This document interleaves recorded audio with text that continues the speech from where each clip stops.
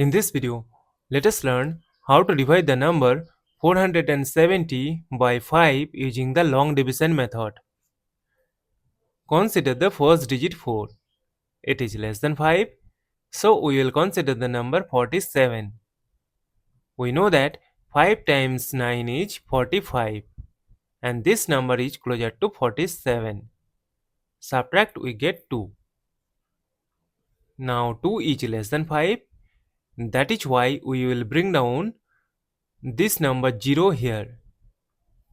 And we know that 5 times 4 is 20. Subtract, we get 0.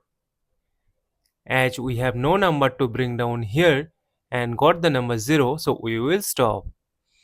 Therefore, 470 divided by 5 is equal to 94. And this is our final answer. Thank you for watching. Please like, share and comment on the video. Also do subscribe the channel.